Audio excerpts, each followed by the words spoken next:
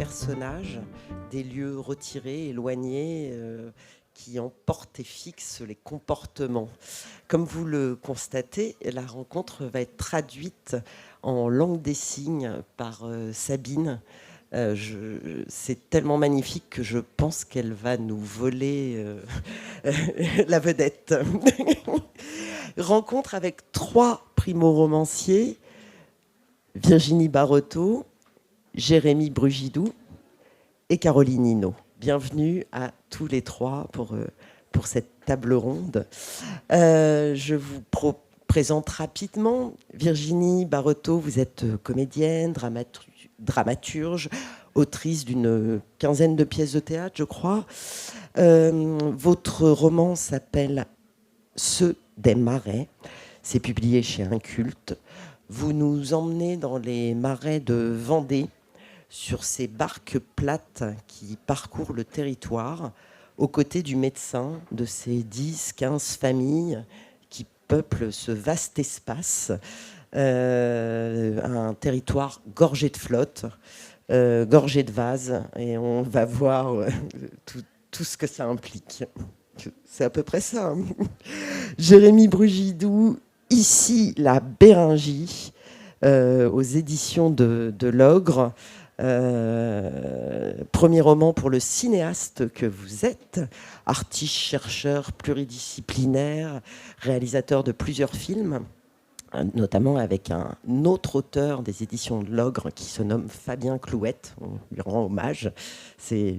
Un catalogue, ça a du sens, un catalogue d'éditeurs. Vous nous faites traverser 3 époques avec 3 personnages, toutes et tous, époque et personnages reliés par un lieu, reliés par un sol, la Béringie. Je n'en dis pas plus, je vous laisserai nous expliquer ce qu'est la Béringie, mais c'est une fiction qui est nourrie d'anthropologie, d'entomologie, d'archéologie, de biomythologie, de géophytographie, je vais doucement pour Sabine, et avec un tout petit peu de bioluminescence. Il faut savoir que la bioluminescence est une des marottes de Jérémy, enfin en tout cas un sujet d'étude très sérieux, plus que marotte, mais il y a de l'obsessionnel. Caroline Hinault, Solac, publié au Rouergue, premier roman dit noir. Vous êtes par ailleurs professeur de lettres, à Rennes, hein, pas si loin.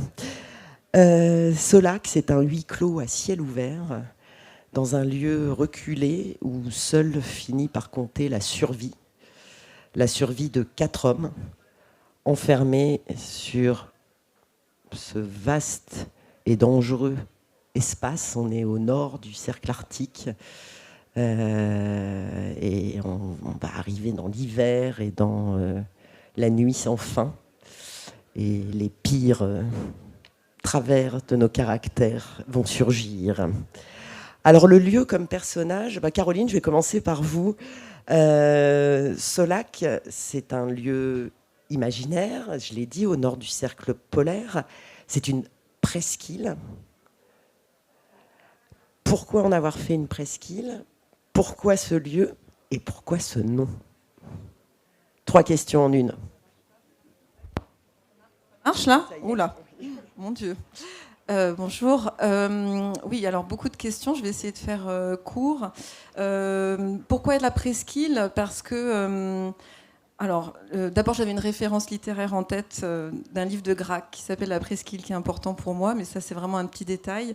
Et surtout pour l'histoire, ce qui était important, c'est que, donc, comme je voulais un huis clos, je voulais que ces êtres humains, c'est un livre un peu expérimental. L'idée, c'était de placer 4 personnages dans un lieu coupé du monde des terriens, comme ils les appellent, et de voir un peu ce qui se passe quand vous plongez 4 hommes dans une obscurité pendant des mois, puisqu'il y a cette longue nuit arctique qui va tomber, et de voir comment chacun va vivre ce face-à-face avec l'autre et puis avec soi, parce que je pense qu'il y a l'enfer, c'est les autres, mais il y a aussi l'introspection à laquelle ils vont être nécessairement livrés.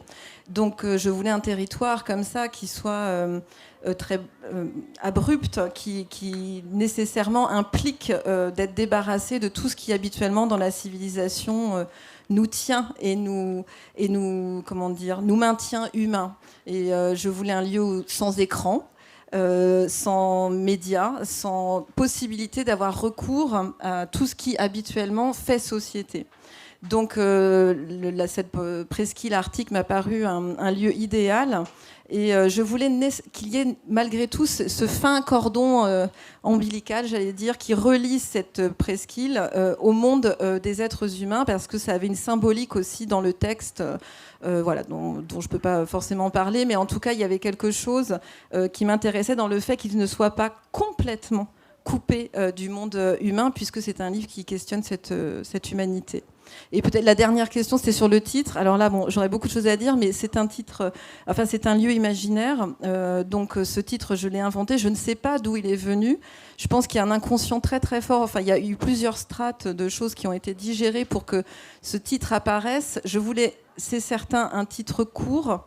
Je voulais qu'il y ait uniquement le nom du lieu, qui est le 5e personnage du livre, donc comme un personnage éponyme, quoi, qui donne son titre au livre. Et puis, je voulais un titre avec une sonorité, une consonance très poétique qui claque, qui montre que ça va être une écriture, enfin, à l'image de l'écriture, je l'espère, assez tranchante et acérée. Ce qui est drôle, c'est que vous les plongez dans 6 mois de nuit, et le titre, il est très solaire. Alors, il est solaire ou pas, moi j'entendais dans cette première syllabe sol. Voilà, j'entendais alors à la fois une note de musique, à la fois la première syllabe de solitude et à la fois la première syllabe du soleil ou de l'absence, de la négation du soleil.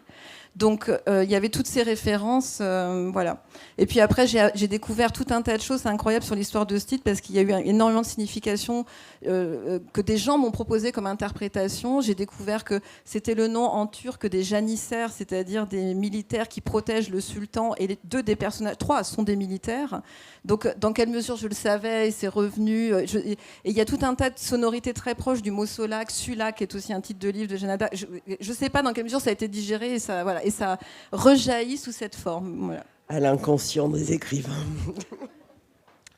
Jérémy Prugidou, vous nous situez cette Béringie qui, là, pour le coup, n'est peut-être pas visible, mais n'est pas imaginaire.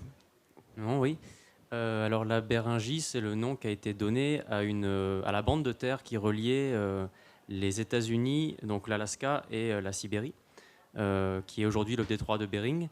Et le nom a été donné par un scientifique qui a découvert cette bande de terre en remarquant que les plantes des deux côtés du détroit étaient les mêmes, et qu'il y avait eu un effet de radiation florale par cercle concentrique, donc par effet d'agrandissement et de rétrécissement.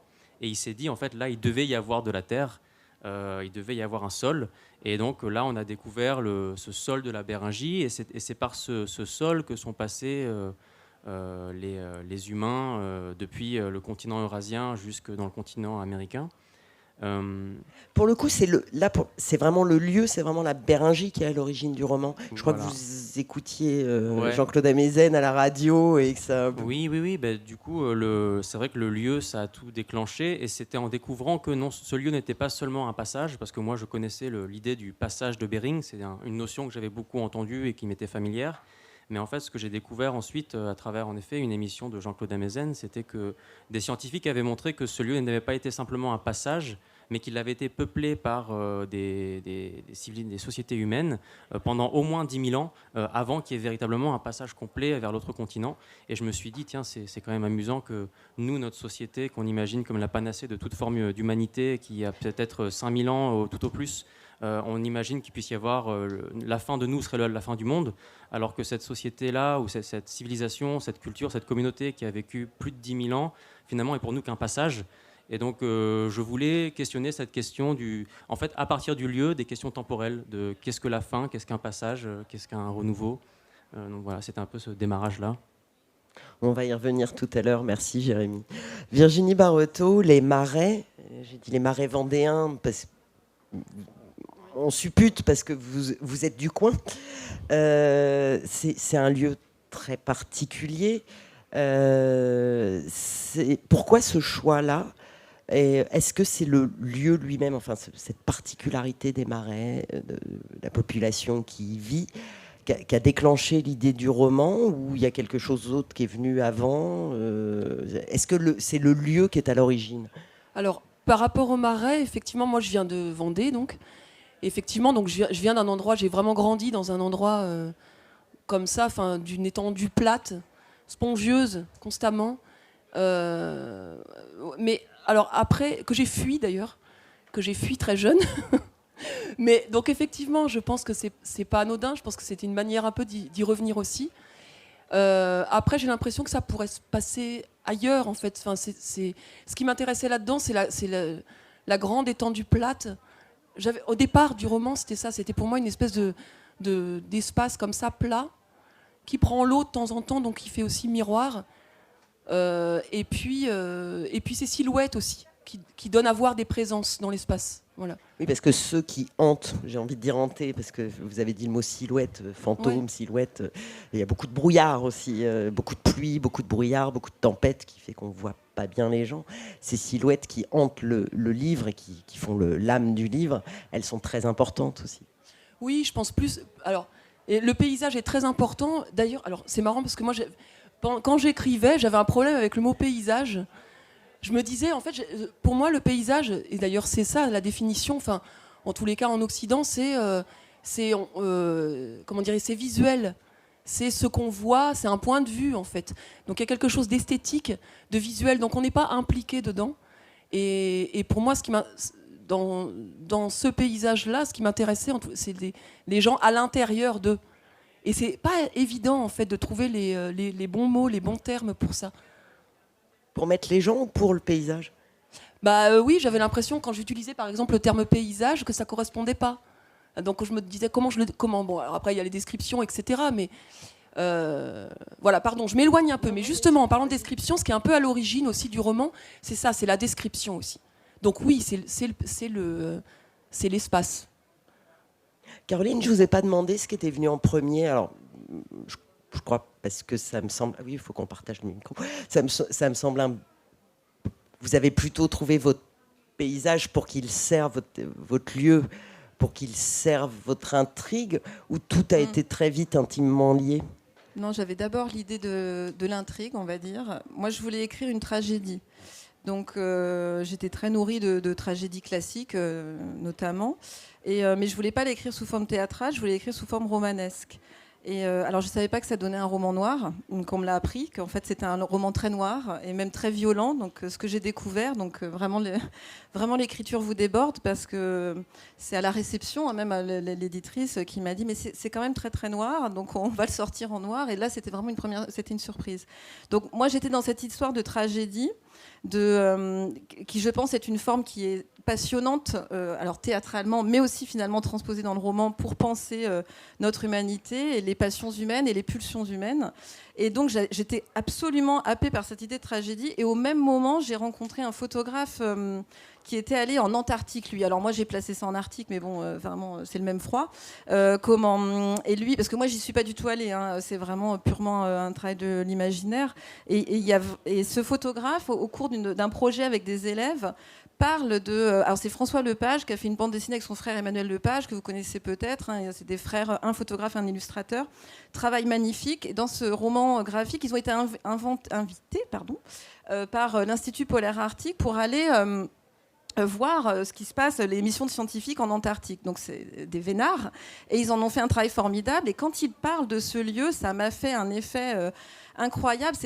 J'ai trouvé que c'était un lieu d'une intensité narrative incroyable. C'est-à-dire que je me suis dit, ça fonctionne comme une centrifugeuse. Comme on est débarrassé de tous les oripeaux, de ce que je disais là, de la civilisation, on est très très vite à l'os, quoi. On est très très vite face au peu de choses que nous sommes, mais aussi à l'ampleur de ce que nous sommes. Et donc ça m'intéressait beaucoup. Et je me rappelle encore de la façon dont il en a parlé, d'ailleurs qui a captivé les élèves, ce qui était quand même un très bon signe. Et où vraiment... par exemple, ce petit détail, sur la banquise, il y a un silence d'une telle qualité qu'on entend les battements de son cœur. Ce qui est quasiment impossible sur un territoire comme la France, par exemple. Il faudrait trouver un lieu suffisamment isolé, sans aucun bruit vraiment, pour accéder au bruit intérieur de son corps. Alors rien que ça, je trouvais une telle qualité de silence, qui se fait là d'ailleurs par miracle. Vous avez vu, c'est magnifique cette mise en abîme. Et donc, il y avait une telle qualité de silence, je me dis, mais bien sûr, il faut absolument placer cette intrigue que j'avais en tête sur ce lieu. Et donc voilà, je voyais que ça allait être un accélérateur vraiment de particules narratives, sincèrement. Et puis il y avait autre chose, il y avait l'idée que ça plaçait doublement le livre sous l'esthétique de la survie, ça m'intéressait beaucoup. Le fait que mettre un orteil dehors est se mettre quasiment en danger de mort à cause du froid, à cause des animaux prédateurs, à cause... Enfin voilà, la survie est là, permanente. Alors ça m'intéresse beaucoup parce que ça tend tout de suite les relations humaines. Pour qui a voyagé ne serait-ce que dans des conditions un tout petit peu sommaires, et c'est très peu par rapport à ces conditions-là, on voit que très vite le vrai visage apparaît, donc ça m'intéressait. Et puis la deuxième chose, c'est que dans ce lieu, il y a aussi cette grande nuit. Et ça, la nuit, je trouve que c'est... je ne l'ai pas connue, cette nuit qui tombe pour des semaines, voire des mois. Je trouvais que la symbolique était magnifique, déjà. Moi, j'y voyais une descente aux enfers, quelque chose de très mythologique. Après, le livre était très nourri de mythologie. J'y voyais quelque chose de vraiment Orphée aux enfers. Et alors, d'abord, il y a cette descente, et puis est-ce qu'on en remonte, et puis comment on en remonte, quoi. Est-ce qu'on en remonte métamorphosé, transformé? Voilà, c'est ça qui m'intéressait. J'ai un peu débordé. C'est magnifique. Non, mais c'est parfait. Un lieu qui donne une intensité narrative.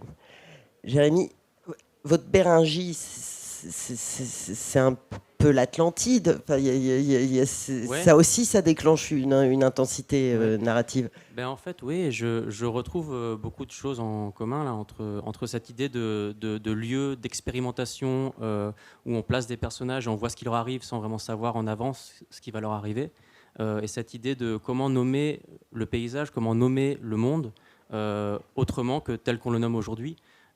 Et donc la Béringie, c'était pour moi l'occasion d'expérimenter avec des personnages, avec des énigmes, on va dire, narratives fortes, intérieures pour chaque personnage, comment parvenir encore à nommer le monde aujourd'hui.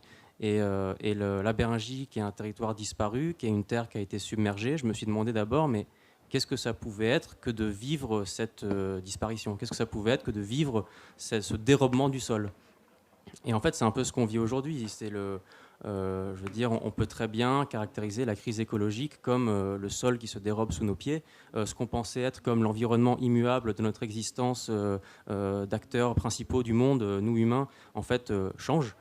Et en fait, ce qui était environnement devient agissant. Et pour moi, la Béringie, c'était ce type de lieu. C'était un lieu qui, tout à coup, donne une intensité de narrative, comme une intensité dramatique, puisqu'elle pousse en fait des subjectivités, donc des humains, des personnages en l'occurrence, à se poser les bonnes questions et à se transformer eux-mêmes pour arriver au bout de leur énigme personnelle, de l'énigme du lieu et de l'enjeu collectif qui s'y joue. Et au départ, je ne savais vraiment pas ce qui allait leur arriver. Et donc c'est un peu une expérience avec ce paysage-là, à la fois imaginaire et en même temps avec tout un ensemble de recherches scientifiques sur qu'est-ce que cette Terre aujourd'hui, qu'est-ce qu'elle a été. Donc c'est un aller-retour entre mon imaginaire et des travaux scientifiques assez précis. Caroline, c'est quoi la fondation, l'association qui a invité les frères C'est l'Institut polaire arctique, c'est ça? Ouais, alors Jérémy, vous rêveriez d'être invité par l'Institut polaire arctique? Non, parce que c'est le moment de lancer un appel. Bien sûr, moi je suis toujours rêveur de toutes sortes d'expériences. Et j'ai l'impression que ce type d'intensité au niveau sensoriel, du sensible, comment on peut aller atteindre à certaines limites du sensible, que ce soit au niveau du silence, au niveau de l'obscurité, au niveau des choses aussi radicales que de se dire en fait la Terre, qui est le socle de mon expérience, va être recouverte par l'eau, et du coup ce socle d'expérience va complètement se transformer, va être complètement différent. En fait, ce type d'expérience qui est à la fois sensible et cognitive et épistémologique, c'est-à-dire qui transforme notre manière d'appréhender le monde, ce type d'expérience-là, qu'elle soit imaginaire ou concrète, aussi en tant que chercheur, on va dire, et en partie en anthropologie, je trouve ça toujours intéressant d'aller se confronter à des terrains qui nous transforment. Merci.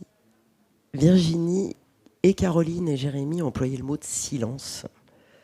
Alors, je ne sais pas si ces marais sont si silencieux que ça, parce que on entend le clapotis, on entend la pluie, mais finalement les gens qui l'habitent sont assez taiseux. Enfin, donc il y a quand même une espèce de chape de silence sur ce paysage. Ça marche, le silence, avec ce paysage. Et justement, est-ce que il y a un côté très photographique dans votre écriture, et comme si le côté photographique, alors outre le fait que c'est le dada du médecin, on y reviendra, mais le côté photographique permet finalement de compenser le silence. Je ne sais pas si je l'exprime très bien, c'est un peu obscur. Si, effectivement, c'est oui, ils ont un côté taiseux, c'est-à-dire que c'est des gens qui ne s'expriment pas beaucoup et qui n'aiment pas qu'on les regarde. C'est ça par rapport à la photographie, qui ne prennent pas soin d'eux dans cet endroit-là et qui n'aiment pas qu'on porte le regard sur eux. Et effectivement, le médecin, lui, va prendre soin d'eux et va porter le regard sur eux. Donc ça ne va pas forcément passer par l'expression orale, parce qu'il y en a peu en réalité. Il y a de l'oralité dans le texte, mais ça ne parle pas beaucoup. Bon. Mais donc ça va s'exprimer par ailleurs. Il va les mettre en scène, en fait. Il va les mettre en scène comme pour essayer intuitivement de comprendre ce qui se passe dans cette famille, ou pour l'exprimer, voilà.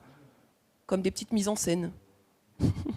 La description du paysage, il a fallu retourner voir des photos de marais, ou finalement l'imagination, la mémoire qui est quand même la plus grande fiction, qui est une grande fiction, où on sait que toute mémoire est un peu réécrite finalement. Est-ce que ça a suffi, ou vous avez eu besoin de vous appuyer sur... Non, j'ai fait vraiment avec la mémoire, effectivement, avec les sensations, les souvenirs que j'en avais, oui. Il y a beaucoup d'odeurs aussi. Oui, je pense que petite, je pense que j'ai été très sensible à ça, et justement à ce que ça provoquait sur les personnes qui y habitaient. Et c'est marrant, j'avais une rencontre ce matin. On disait en fait, il y a beaucoup dans le texte, il y a beaucoup de personnes un peu neurasthéniques. Et effectivement, moi je pense que j'ai sans doute aussi écrit ce texte-là pour ça, parce que c'est quelque chose qui m'a fait fuir, je pense. Et je ressentais énormément ça, quelque chose j'ai vu toutes ces femmes en tête de ma famille, mais même de l'entourage, qui passaient leur temps assises dans des chaises à attendre. Vous parlez de sclérose des jours. Oui, il y a quelque chose d'une immobilité et qui, moi, m'a fait fuir, je pense. Et en même temps, aujourd'hui, j'ai une espèce de mélange de détestation et en même temps de quelque chose que je trouve beau, parce qu'il y a aussi une acceptation des choses telles qu'elles sont, notamment de cet environnement, de ce paysage, des vies telles qu'elles sont ici. Et moi, j'ai pas cette sagesse, en fait. Donc... C'est un livre où, par votre écriture, vous arrivez à donner cette impression que tout est un peu filmé au ralenti, en fait. Parce qu'il y a de la lenteur, sans doute. Il y a beaucoup de descriptions, effectivement, de paysages. Oui, je m'attardais. Alors c'est marrant parce que ça a été au départ quand j'écris des pièces de théâtre, moi, normalement, et c'est beaucoup de dialogue, c'est beaucoup dans l'oralité. Et là, quand j'ai commencé à écrire ce texte, c'était de la description, et je me suis beaucoup amusée en fait. J'ai pris énormément de plaisir justement à détailler, à voyager moi-même en fait dans ce monde-là, dans ces paysages-là, dans les sensations que ça pouvait procurer aussi, les sons, les odeurs, en effet, les lumières. Et oui, du coup, je pense que le détail, en fait, donne du ralenti, sans doute. Jérémy, vous vous êtes amusé aussi avec la description, parce que alors, j'ai dit 3 personnages, donc il y a 3 personnages principaux, 3 époques. Il y a Jeanne, qui est sauveuse de sites archéologiques, on peut l'appeler comme ça, de situations d'urgence, dans un futur proche, puisqu'on parle d'organiser les Jeux Olympiques au pôle Nord en 2054, donc on est en 2022, dans les 2040, je sais pas, un truc demain, quoi, avec 20 ans de plus. Il y a Hushkins, qui est un chercheur en 46, qui se grouille un peu avant que la guerre froide l'empêche de continuer ses recherches, en gros c'est ça, et qui travaille sur effectivement ces plantes qu'on a retrouvées des deux côtés et qui cherche. Alors je ne sais pas s'il est biologiste, anthropologue, enfin il touche un peu à tout. Botaniste, géologue, ouais. Voilà, et on retrouve ses carnets, donc voilà le deuxième personnage. Et puis il y a un troisième personnage où là c'est pas daté, mais c'est quelqu'un qui a vécu en Béringie avant que ce soit inondé. Donc il y a 3000 ans, 10 000 ans. Ouais, à peu près 15 000. 15 000, voilà. La dernière déglaciation. Ouais. Et qui voit, alors il y a beaucoup de chamanisme, c'est du collectif, c'est des rêves, et en même temps qui voit son territoire commencer à être inondé et qui va voir la fin de son monde. Et à chaque fois, il y a cette observation du paysage, de ce qui les entoure, alors qui n'est pas le même aux trois époques, évidemment, puisque en 2040, c'est transformé en parc. Vous savez, les parcs d'attractions. Allez voir vos os de baleines et de dinosaures. Enfin, le truc bien capitaliste, pas très scientifique. Et donc, il y a quand même énormément d'observations de la flore et ah bah tiens, j'ai inventé un mot. Faune et de la flore. La faune et de la flore. La flore. La faune et de la flore. Et ça vous vient d'où? Enfin, puis vous êtes allé chercher dans des... J'ai dit qu'il y avait de l'entomologie. Enfin, Alors, ça a bossé. Oui, il y a beaucoup de questions. Au départ, c'était la question de... la description et comment je me suis approprié cette... Alors, en fait, ce qui m'a intéressé, moi, c'était non seulement que, en effet, le paysage avait changé entre moins 15 000 et 2050, mais surtout qu'on ne peut pas décrire ce paysage de la même manière, on ne peut pas décrire ce monde de la même manière. Et donc, j'avais vraiment envie de faire une expérimentation de perspective, donc c'est-à-dire qu'est-ce qu'une perspective sur le monde d'il y a moins 15 000 ans, du milieu du XXe siècle et du milieu du XXIe siècle, et comment est-ce qu'en fait on peut décrire ce monde autrement avec une subjectivité qui ne se pense radicalement différemment. Et donc par exemple, au départ, le vrai désir narratif de puissance fictionnelle qui m'a poussé, c'était vraiment... Cette subjectivité que je peux difficilement m'imaginer, mais que j'essaye d'imaginer, qui a vécu il y a moins 15 000 ans et qui tente d'avoir une position d'énonciation, mais qui, selon moi, ne pouvait pas être individualisée, qui ne pouvait pas se penser comme un sujet en différenciation avec des objets, avec d'autres sujets, mais qui devait se penser de manière collective soi-même. Et donc il y avait le problème de l'individu, de l'individuation et de comment on se pense en tant qu'une seule personne. Et en fait, elle se pense en relation constante, en perméabilité constante avec le monde, ce qui transforme complètement la manière de décrire le paysage.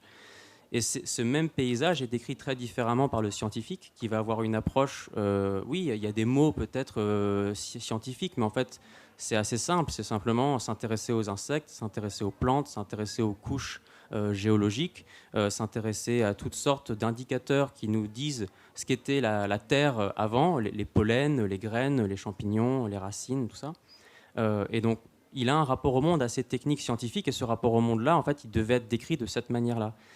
Et l'autre, Jeanne, qui est au milieu du 21e, hérite de ce rapport au monde-là, mais elle est en pleine transformation, en pleine mutation, et en plein conflit, en fait, on va dire, autochtone sur les territoires qui veulent se réapproprier les terres après des siècles d'appropriation scientifique, industrielle, capitaliste, et qui vont en s'aggravant.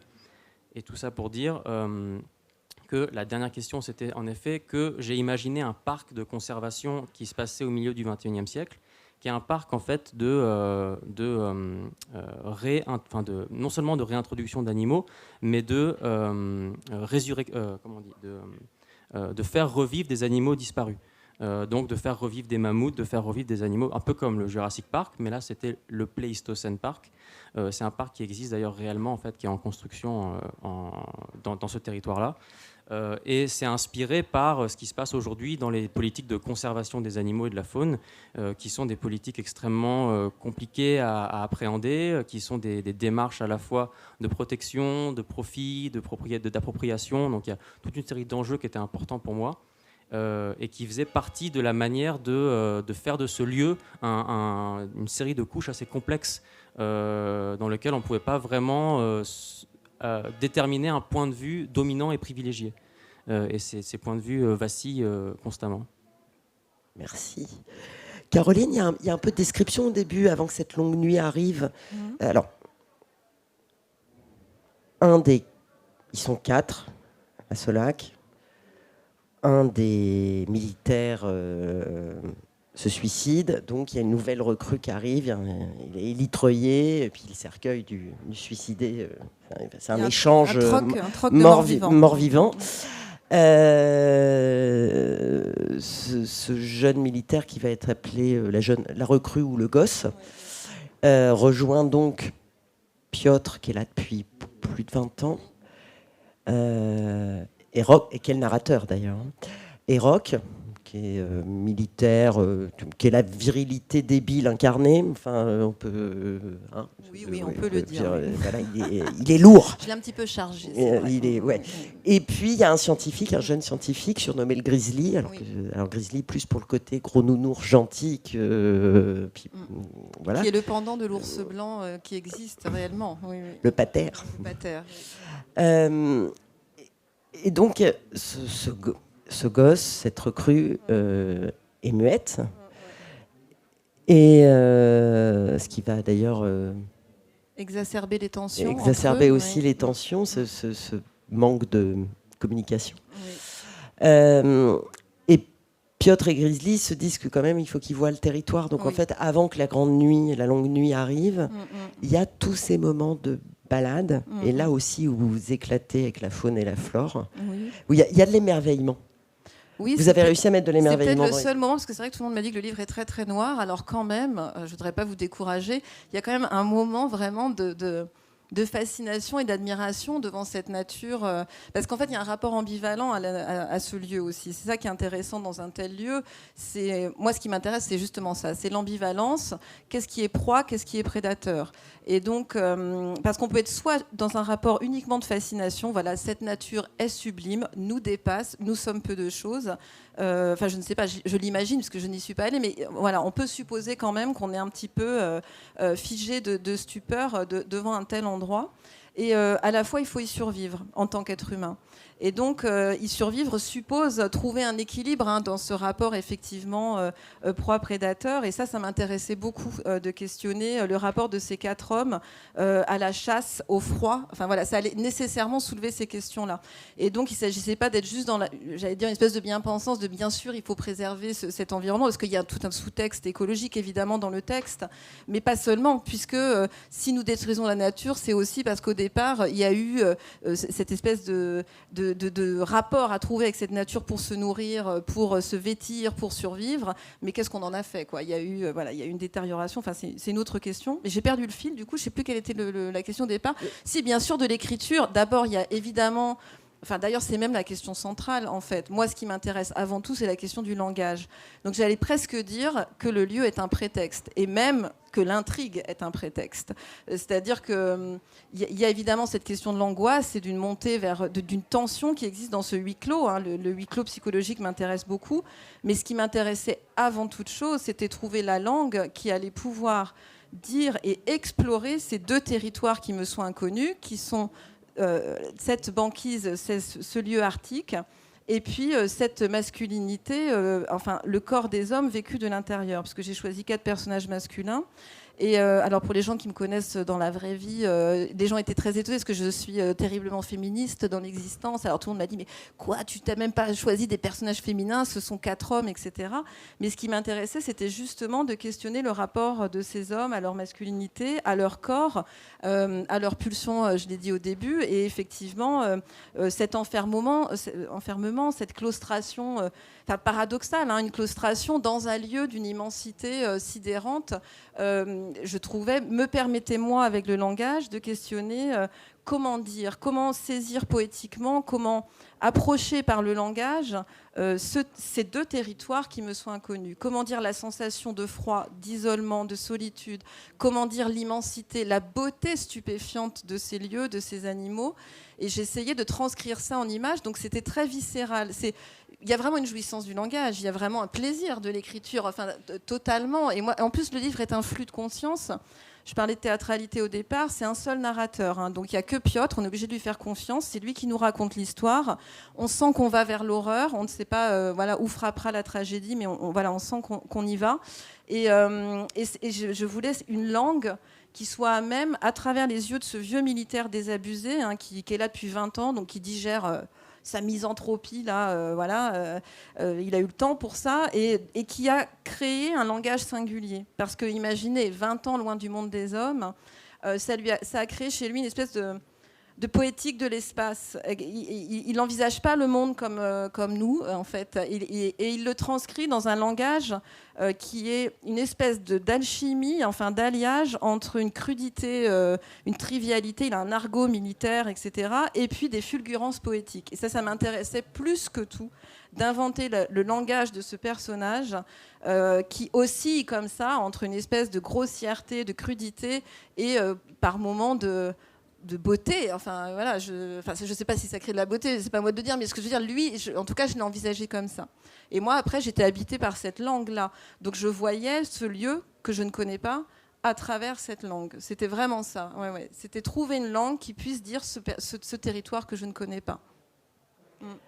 En vous écoutant, vous l'avez dit, Caroline, le lieu est presque un prétexte. Oui.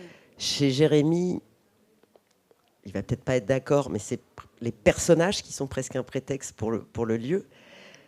Virginie, vous, j'ai le sentiment qu'au contraire, le lieu et les personnages sont absolument indissociables. Oui, alors moi, c'est plutôt l'intrigue qui est vraiment un prétexte. J'ai un fil rouge, il y a effectivement... Paco a disparu. Voilà, Paco a disparu. Donc ce médecin visite des familles, et puis à un moment donné...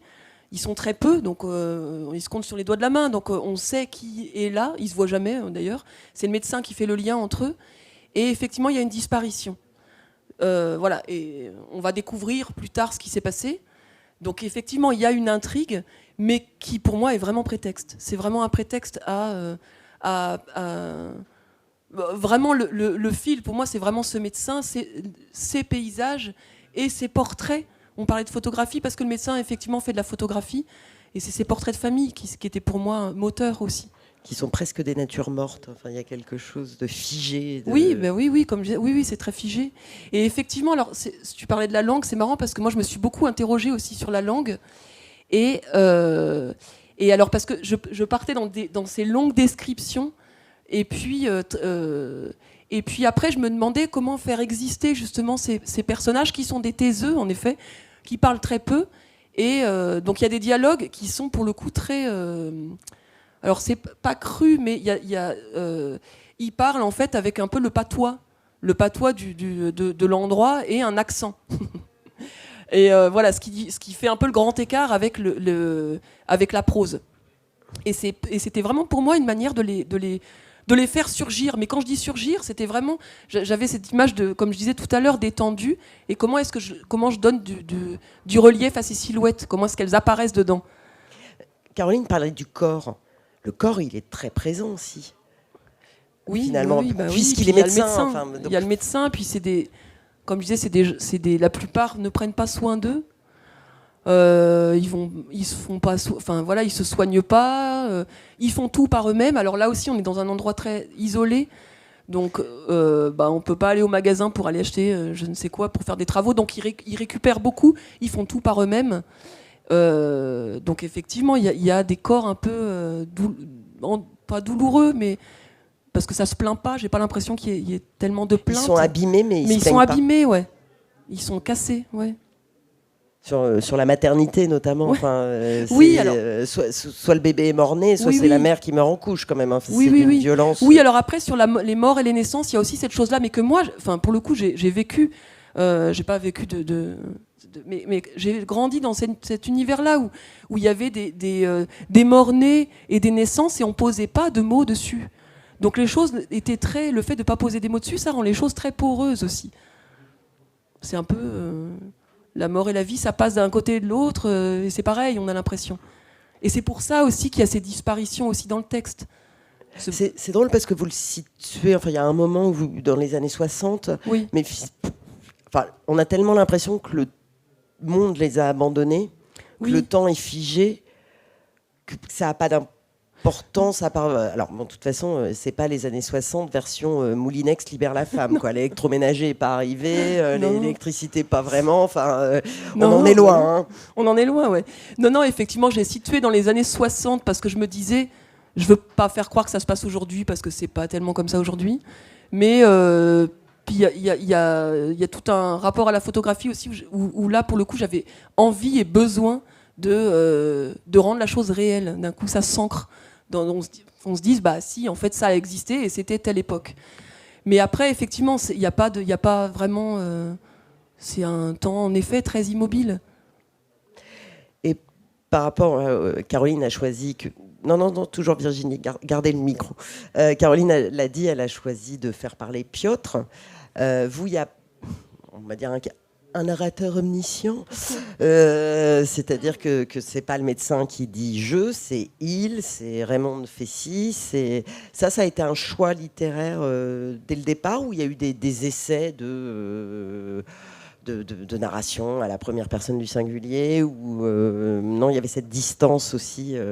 Non, il n'y a pas eu il y a jamais eu de première personne du singulier. Il y a tout de suite eu ce médecin, et en effet, j'ai l'impression de passer à travers le médecin, d'être un peu comme dans le médecin, ou alors que lui est une caméra qui passerait dans ces endroits-là et qui regarderait pour nous, ou qui regarderait pour moi. Mais c'est la radiologie des médecins. Un peu, ouais, un peu. Après, ça n'a pas été simple parce qu'il fallait que je trouve par moment la bonne distance aussi entre lui et moi, de me dire qu'est-ce qu'il voit lui, à quel moment moi je regarde aussi autre chose ou pas. Enfin, il y avait ces distances-là aussi à trouver. Mais ça passe par lui, oui. À travers lui. Jérémy, pour trouver l'écriture, la narration, parce que moi je me suis amusée à renommer les chapitres et ça donne je, Hushkins, Hushkin, je, tu, Hushkin, je, tu.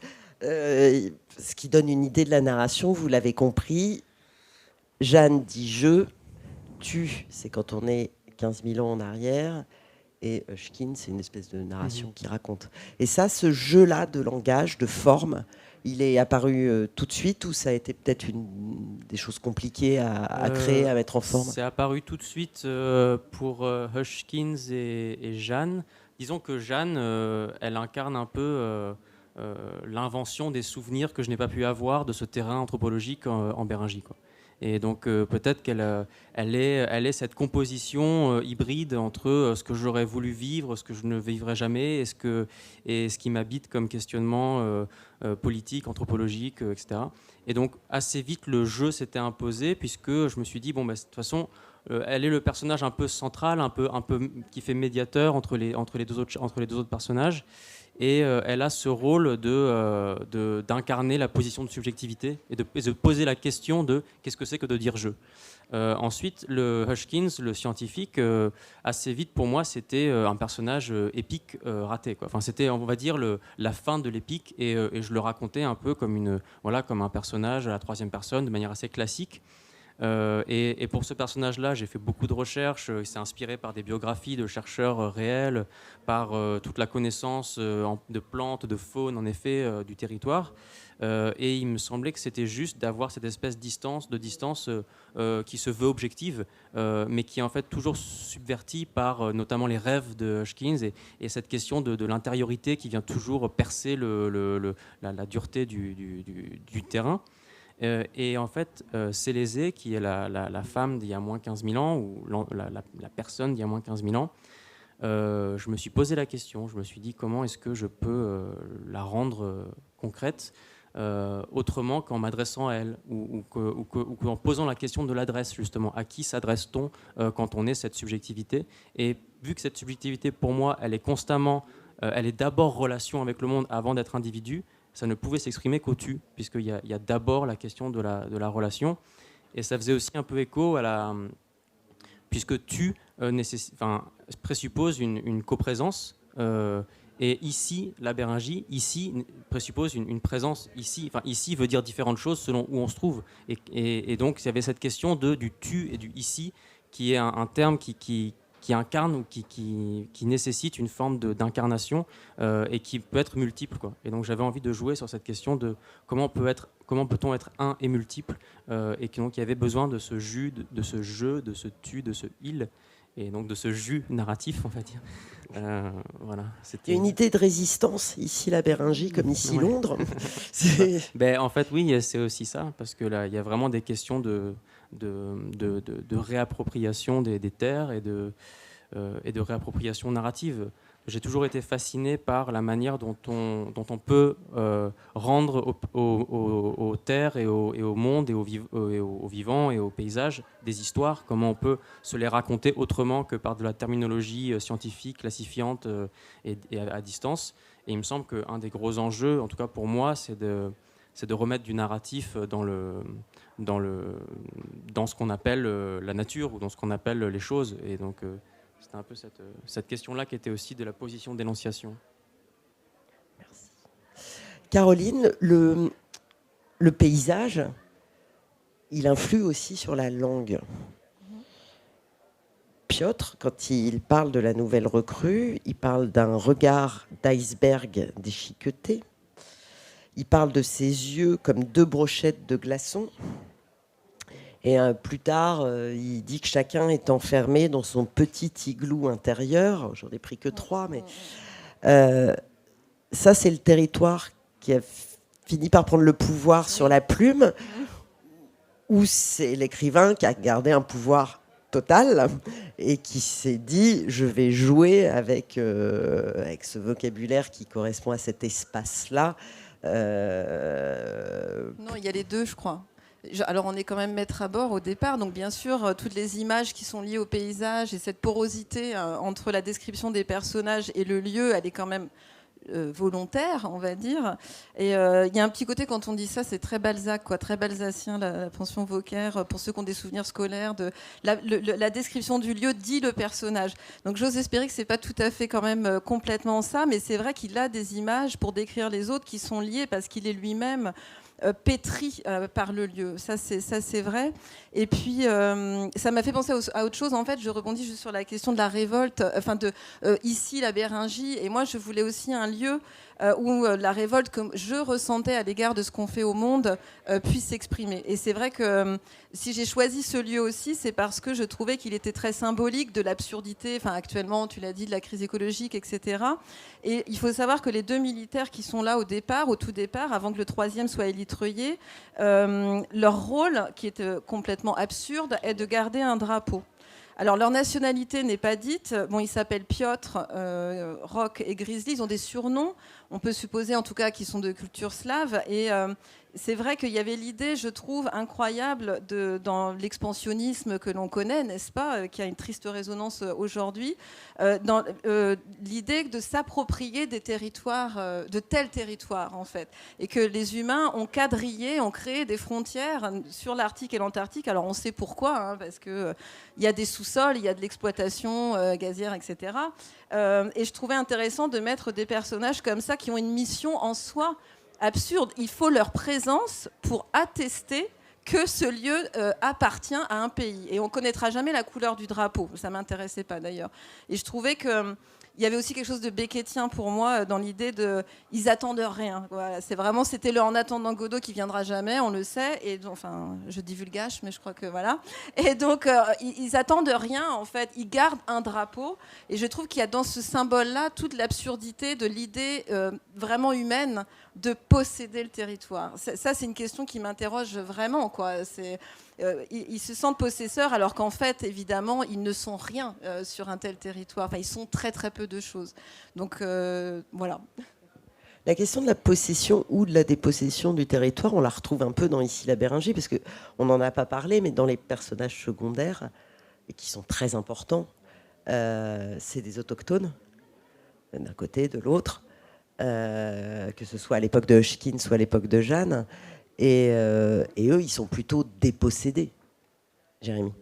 Oui, oui. Donc, en fait, moi aussi, en partie en tant que, on va dire, chercheur, puis ayant une habitude du rapport scientifique au monde et de la recherche scientifique, tout ça, que j'apprécie beaucoup par ailleurs, mais j'avais vraiment le souci de remarquer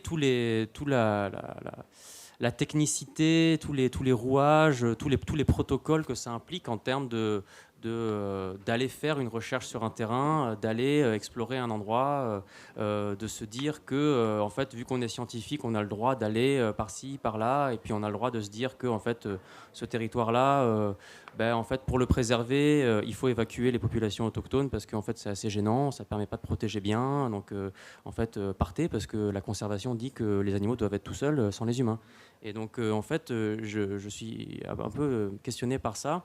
Et le personnage secondaire, en tout cas, ou les personnages secondaires dans le récit, sont un peu toujours là pour briser les pattes des personnages principaux à plusieurs moments et à porter toujours ce souffle de révolte. Et quand tu disais que les personnages étaient des prétextes, ils sont plutôt comme des passeurs, en fait, des passages. En fait, ils sont des passages. C'est pas vraiment des entités avec une intentionnalité agissante des héros. C'est pas des héros. C'est des passages pour un message, un amour, je ne sais pas quoi, pour une parole, pour une adresse, qui traverse des corps, qui traverse des temps. Et les personnages secondaires sont là pour refaire vibrer cette peau comme une peau de tambour, comme si les personnages principaux étaient des tambours, que les personnages secondaires étaient les joueurs, et qui venaient retaper le tambour pour dire, en fait, ce qui est important, c'est le rythme qui est en train de se jouer, pas toi, pas le tambour. Et donc, c'est un peu ça. Le tambour étant très important dans les passages. Caroline parlait de tragédie tout à l'heure. Et en fait, je trouve qu'il y a quelque chose de tragique dans vos 3 livres. Caroline l'a dit, et puis finalement, c'est ce gosse qui est le déclencheur de la tragédie. Déclencheur et acteur, d'ailleurs. Jérémie, la tragédie, elle est dans ce que l'homme fait à la nature. On peut le résumer un peu vite. Et Virginie, chez vous, alors, oui, il y a la disparition de Paco, il y a des soupçons d'inceste, il y a des bébés mort-nés, il y a des femmes mortes en accouchant, mais tout ça semble assez logique pour l'époque, et finalement, c'est presque la tragédie du quotidien, j'appellerais ça comme ça. Vous aviez cette notion un peu d'un quotidien un peu tragique, justement, la dramaturge que vous êtes. Non, oui, effectivement, il y a de la tragédie dans l'intrigue, oui. Mais comme je disais, c'est un peu un prétexte. Oui, sur le quotidien. Alors, c'est marrant parce que là, vous en parlez aussi, mais la tragédie, en fait, moi, c'est marrant parce que j'avais aussi le moteur de me dire, quand je vais dans ces endroits-là, et puis je vois, donc moi, j'ai une famille là-bas, j'ai j'ai connu évidemment, j'ai encore mes grands-mères et j'ai connu mes arrière-grands-parents aussi très bien. Et j'ai toujours la sensation, quand j'entends mes grands-mères, je me dis, elles vont mourir en fait, et puis tout ça va disparaître. Comme les disparitions des langues, les langues en voie de disparition. Je me souviens, je ne sais plus qui a fait ce documentaire, je crois que c'est Depardon, qui a fait un documentaire il y a une dizaine d'années sur la disparition de certaines langues dans le monde. Et en écrivant ça, des fois, je pensais à ça. Je me disais, mais en fait, ce quotidien-là, ces petites choses, alors qui sont microscopiques, hein, mais cette façon de vivre dans cet endroit-là, et je dis ça, je ne suis pas du tout conservatrice, pas du tout, mais c'est vraiment comme je ne sais pas, je pense que j'ai une espèce d'affect, je pense à mes grands-mères, je me dis, parce qu'elles n'expriment pas non plus, ça ne se transmet pas, ou alors de manière très inconsciente. Donc comme il y a cette espèce de barrage, je me dis... j'avais une impression, d'où la photographie aussi, je pense. Je me disais, il faut que je saisisse, en fait. Une histoire de traces. Ouais, il y a de la trace. Je me disais, il faut que je saisisse avant que ça disparaisse. Et puis même, comme tu disais aussi, ces petites choses du quotidien. Par exemple, moi j'ai toujours vu ça quand j'étais gamine autour de chez moi. Comme je disais, ils bricolent beaucoup. Et des choses, par exemple, le médecin refait la barque. Il circule en barque, puis il y a une des barques à un moment donné qui est cassée, puis il refait la barque avec un morceau de tôle, enfin qu'il aplatit, puis voilà, puis avec il explique en fait avec quelle matière il la colle, etc. Puis moi j'ai vu faire ça. Alors après, là, ça pour le coup, je me suis renseignée parce que j'avais oublié. Donc j'ai dû appeler mon père pour dire comment tu fais pour faire ça. Mais il y a plein de petites choses comme ça qui sont microscopiques. Mais je me disais, c'est des choses qui sont pas écrites, je pense nulle part, et puis qui se transmettent pas, puis qui vont disparaître. Voilà. Donc je pense qu'il y avait ça aussi derrière un petit peu. Je ne sais pas si je réponds à la question. C'est très bien ce que tu dis, donc que tu répondes ou pas à la question. Tu sais, les questions ne sont que des facilitateurs de parole. La question de la trace, c'est une question qu'on va laisser, c'est une question qu'on se pose quand on est écrivain, justement. Ah ouais, on rentre dans le dur, là. Alors, c'est un festival de premiers romans, je crois. Donc, la trace, il est un petit peu tôt quand même. Non, mais la trace qu'un texte peut laisser à un lecteur. Alors, oui, alors ça, c'est assez surprenant. Moi, pour le coup, j'ai une expérience très étonnante, effectivement, de la réception du livre, comme je disais, qui m'a complètement dépassée. Il y a l'intention, et puis il y a tout l'inconscient du texte qui est drainé derrière et qu'on n'avait pas du tout soupçonné. Donc, c'est assez extraordinaire de voir les strates interprétatives, les gens, ce qu'ils peuvent y lire. Moi, le livre, il a une particularité, c'est qu'il peut être soit lu comme une espèce de thriller, donc que j'ignorais avoir écrit, avec cette montée d'angoisse vers des révélations. Et puis, il peut autrement être lu, moi, comme je l'ai construit plutôt, comme une tragédie, et une tragédie aussi du langage. Enfin, quelque chose qui va questionner très loin notre rapport au langage. Enfin, je voulais questionner deux choses, le rapport au langage et à l'animalité aussi. Et donc, il y avait ces choses-là. Et ce que je trouve formidable, c'est je n'arrête pas de rencontrer des gens qui ont vu des choses différentes et qui ont lu des choses différentes. Alors, j'ai beau le savoir, c'est mon métier d'enseigner la littérature, donc je le sais qu'il y a des réceptions multiples et singulières en fonction justement de la subjectivité de chacun, ce qui fait pour moi l'absolue beauté de la littérature d'ailleurs, comment ça vient s'ancrer chez chacun, la place que ça vient trouver, mais d'avoir réussi à faire ça, moi-même j'avoue que je ne sais pas. La dure réalité, dès qu'un texte est publié, il ne vous appartient plus. Il vous échappe, et alors après il y a quelque chose à titre personnel de formidable, c'est de pouvoir voir dans le texte soi-même ce qu'on ne savait pas, qu'on y avait mis, notamment en termes de lecture. Et en fait, plusieurs personnes m'ont fait des références à des choses, et je me dis, mais c'est absolument formidable. Écrire, c'est lire d'abord. On est quand même dans un festival de la lecture, et écrire, c'est d'abord lire. Et quand on est lectrice compulsive comme moi, et comme je pense comme vous, il y a toutes ces strates de lecture qui se sont sédimentées et qui remontent à la surface dans l'écriture sans même qu'on s'en aperçoive. Et plusieurs personnes m'ont dit, mais évidemment, dans ton texte, il y a Le désert des Tartares de Buzzati ou Le rivage des Cires de Grac, qui sont des livres dans mon panthéon absolu. Jamais je ne les ai convoqués sciemment, volontairement. Je ne me suis pas assise à ma table en me disant « Allez, Buzzati, comment je vais... » Pas du tout. Enfin, je veux dire, et sauf que c'est formidable de voir comment ça a macéré, comment on digère tout ça, et comment finalement écrire, c'est juste employer les mots d'autres, de tout ce qui nous a nourris et aussi qui a nourri l'imaginaire. Parce que pour finir sur le lieu quand même, le fait de ne pas y avoir été, c'était finalement une immense liberté. C'était extraordinaire, et je me rends compte que c'était une chance folle parce que quelque part je pouvais dire ce que je voulais. Moi, j'imagine ce que c'est d'être là-bas. Je voulais juste pas dire de bêtises. Ça a été mon souci. J'avais pas du tout envie de faire quelque chose de documentaire ou de technique. Donc vous ne trouverez rien d'incroyable, je dirais, sur la flore, comment on a dit, la flore ou la flore et la faune. Je me suis renseignée à minima. J'avais très très peur d'être au contraire parasitée par la documentation. Ça, c'était une angoisse. Je voulais surtout Caroline, pas faire vous allez documentaire. Parasitée par moi parce qu'il reste le 2 minutes. Voilà. Et il faut qu'on finisse. Et puis normalement question du public. Donc mais c'est rigolo quand on écoute Caroline. Moi j'ai l'impression qu'il y a un truc avec votre texte, Jérémy. Strate, sédiment, trace. Waouh. Oui. En effet, après je vais pas partir trop loin, mais moi j'ai la chance de pas avoir pensé faire un roman au départ, quoi. Enfin, c'était vraiment, j'avais pas du tout l'intention ou la prétention de faire un roman ou quoi que ce soit. Donc je suis vraiment parti sur, voilà, je suis passionné par des questions anthropologiques, je suis passionné par des formes vivantes, je suis passionné par on va dire des images mentales que j'ai, et je vais juste écrire, voir ce qui se passe. Et donc petit à petit c'est devenu un roman, et c'est super. Et je l'ai pensé, c'est vrai, j'ai une écriture un peu géologique, quoi, on va dire, qui fonctionne par traces.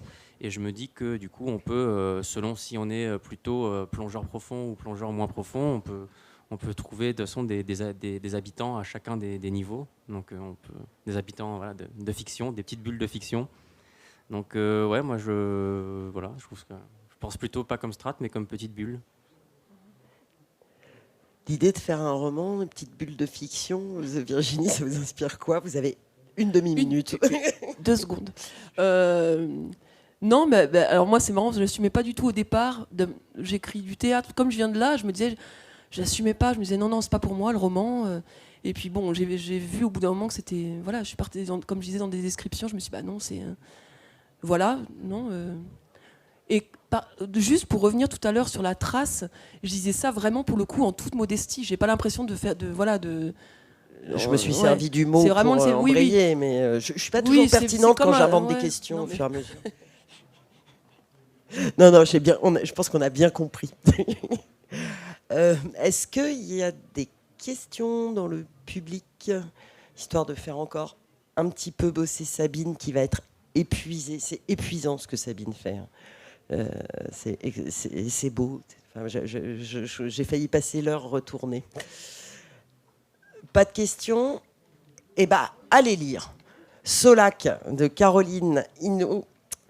Ici, la Béringie de Jérémy Brugidou et Se démarrait oui, Jérémy, c'est ça. Se démarrait de Virginie Barotteau. Et bravo à eux trois et un grand bravo à Sabine aussi.